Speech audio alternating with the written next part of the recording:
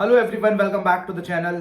आज का जो वीडियो है आपने देख लिया होगा टाइटल के अंदर, उन लोगों के लिए है जिनका अभी नीट का एग्जाम आने वाला है एंड उनके अभी 500 के आसपास या 450 भी है मार्क्स। तो काफ़ी ज़्यादा जूझ रहे हैं टेस्ट सीरीज के अंदर। मतलब वो परेशान है कि यार इस बार भी मेरा सिलेक्शन नहीं होगा, इस बार भी मेरा नीट क्लियर नहीं होगा एंड अगली बार का मेरे को एक ड्रॉप लेना पड़ेगा। तो ऐसे ऐसे अभी थॉट्स आ रहे होंगे आपके पास।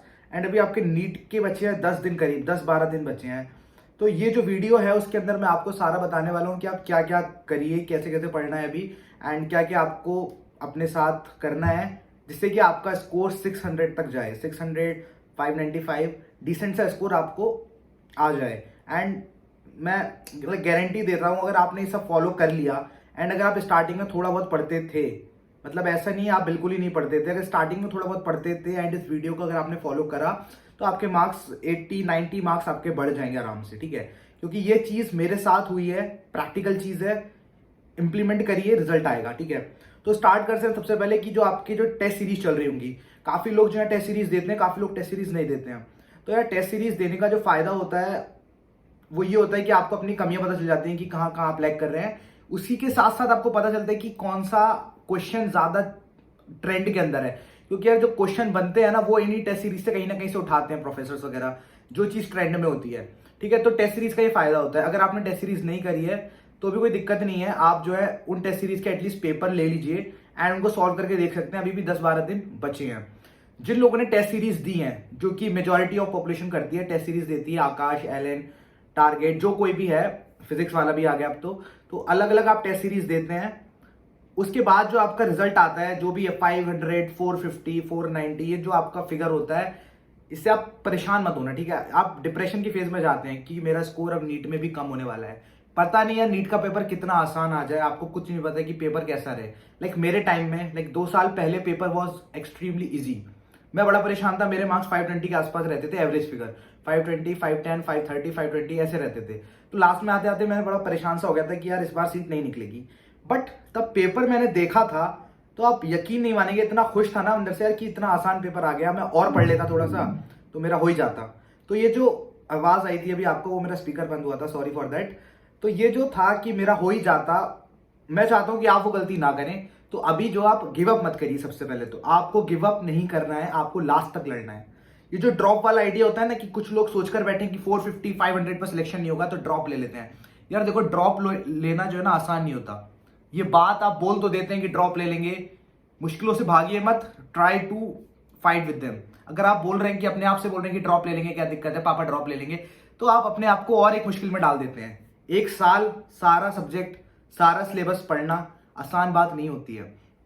उस टाइम पर जो आपकी मेंटल स्टेट होती है बहुत मुश्किल होता है यार। ठीक है, तो अभी अपना पूरा 100% दे दीजिए। तो मैं वापस आता हूं, सबसे पहले आपको टेस्ट पेपर निकालने हैं जिनको आपने अटेम्प्ट करा है, जिनको आपने गलतियां करी हैं, उन सारे टेस्ट पेपर को निकालिए and try to find out those question जिनको आप गलत कर रहे हैं। जैसे एक क्वेश्चन आ रहा है बार बार इकोलॉजी का, कोई एक क्वेश्चन, वो क्वेश्चन एक पेपर में आया, 3rd पेपर में आ गया, 7th पेपर में आ गया, क्वेश्चन 2-3 बार रिपीट हो गया एंड आप उसको गलत कर रहे हैं। क्वेश्चन में ये नहीं कह रहा कि सेम आ रहा है, जैसे एनिमल फिजियोलॉजी से, मैं ह्यूमन फिजियोलॉजी से बात करता हूँ, एक क्वेश्चन आ गया जैसे रेस्पिरेटरी सिस्टम से एक कॉन्सेप्ट है, उससे क्वेश्चन आया, थोड़ा मॉडिफाई होकर दोबारा आ गया, थोड़ा मॉडिफाई होकर दोबारा आ गया। तो जो इस टाइप के क्वेश्चंस होते हैं इनका चांसेस पेपर में आने का ज्यादा होता है। तो try to hit on them. ऐसे क्वेश्चंस को निकालिए जिन्हें आप गलत कर रहे हैं बार बार एंड उनका सोल्यूशन सही पहले लीजिए। अगर आपका कोई बायो का क्वेश्चन है बार बार आप गलत करते हैं तो उसका सोल्यूशन पता लगाइए कि क्या सही इसका आंसर है, क्यों है, and try to make a brief intro उस चीज के बारे में कि यार क्या इसकी ब्रीफ चीज है। जैसे अगर एग्जाम्पल्स हैं किसी चीज के, एनिमल किंगडम के अंदर अगर एग्जाम्पल याद नहीं हो रहे हैं एंड बार बार एग्जाम्पल पूछे जा रहे हैं, तो उन क्वेश्चंस को उठाइए एंड जो उन क्वेश्चंस के जो 4 MCQ हैं उसके अंदर जो एग्जाम्पल्स हैं एटलीस्ट उन्हें याद कर लीजिए यार, क्योंकि एनिमल किंगडम के एग्जाम्पल बहुत इंपॉर्टेंट होते हैं। तो उनको याद कर जाइए जो आपके पेपर में आ रहे हैं, एटलीस्ट वो वाले। चांसेस हैं 80% की सेम क्वेश्चन आ जाए, क्योंकि क्वेश्चंस रिपीट होते हैं, तो उसको कर लीजिए आप। अब फिजिक्स के ऊपर आता हूं मैं। फिजिक्स के ऊपर जो आप क्वेश्चंस करते हैं सबसे ज्यादा गलत होता है। लाइक जो आपके मार्क्स कम होते हैं काफी लोगों के, वो ये होता है कि यार हम बायो में तो अच्छा कर लेते हैं यार, फिजिक्स नहीं हो पा रही हमसे, फिजिक्स में अभी भी हमारे यहाँ 70-80 रहते हैं। तो सबसे आसान तरीका बताता हूं, क्वेश्चन पेपर निकालिए, जो क्वेश्चन गलत हो रहा है इसको सॉल्व करिए एंड क्वेश्चंस का जो पैटर्न होता है ना वो सेम होता है यार। ठीक है, लाइक मैं अगर नीट में बताऊं आपको, तो नीट के अंदर ऑलमोस्ट ऑलमोस्ट 70% क्वेश्चंस का सेम ही कंसेप्ट है, सेम ही मेथड है, सेम ही फॉर्मूला है। तो उन सारे क्वेश्चंस के लिस्ट बनाइए एंड उनके फॉर्मूलाज को आप अलग से लिख लीजिए प्लीज। एक अलग से कॉपी लीजिए, उन फॉर्मूलाज को अलग से लिखते जाइए, जो जो आपको लग रहा है कि बार बार रिपीट हो रहे हैं या आप इनको गलत कर रहे हैं, उन फॉर्मूलाज को लिख लीजिए। एंड उनका कोई शॉर्टकट अगर है तो उसको भी आप याद रखिए, क्योंकि टाइम की बहुत ज्यादा कीमत होती है एग्जाम के अंदर। फिजिक्स के अंदर ये सारा करना है आपको। केमिस्ट्री पर आता हूँ। केमिस्ट्री के अंदर जो सबसे ज्यादा दिमाग खाती है वो होती है आपकी एक्सेप्शंस।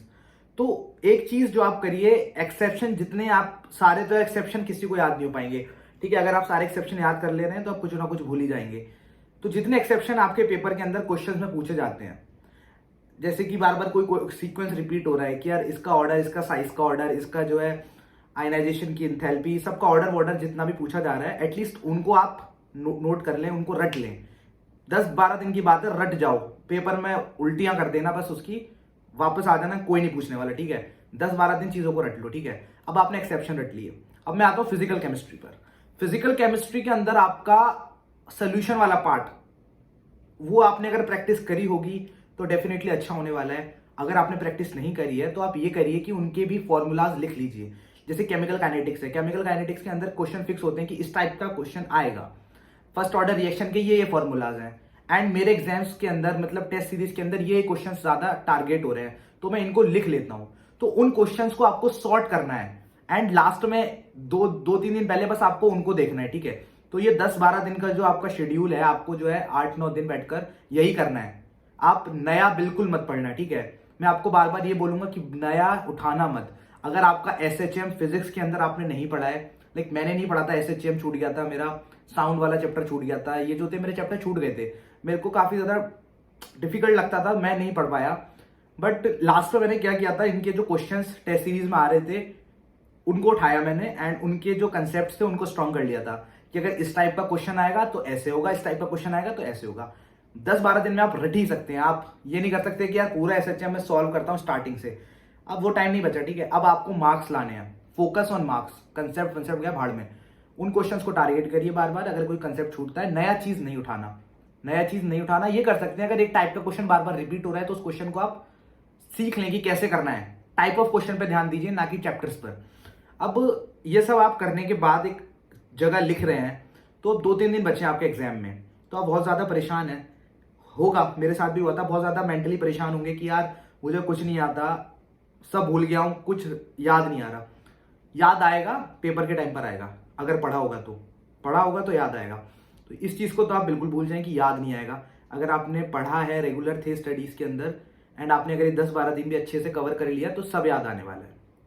एंड अगली चीज होती है, आपको हेल्थ आपकी अच्छी रखनी है। आपको अगर आप हेल्थ अच्छी नहीं रख पा रहे हैं, लाइक अभी आप बहुत ज्यादा स्ट्रेस होंगे, तो स्ट्रेस में क्या होता है, कई बार जो पेट खराब हो जाता है, गैस्ट्रिक एसिड बढ़ जाते हैं पेट के अंदर, तो आपको लगेगा यार तबीयत खराब है। ये सब मत करना। एग्जाम से एक रात पहले प्रॉपर नींद लेना, स्ट्रेस मत लेना, वरना दिक्कत हो जाएगी काफी ज्यादा।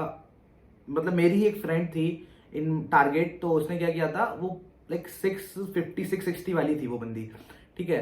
तो हुआ क्या था, एग्जाम के टाइम पर उसको जो था, मतलब हेडेक हुआ था एंड उसके जो बगल में जो एक लड़की बैठी थी उसको वॉमिटिंग हो गई थी। उससे क्या हुआ था, उस पर उसने बहुत ज्यादा टेंशन ले ली थी कि यार मेरा पेपर खराब हो जाएगा, अब इसने वॉमिट कर दी, मेरा टाइम वेस्ट हो जाएगा।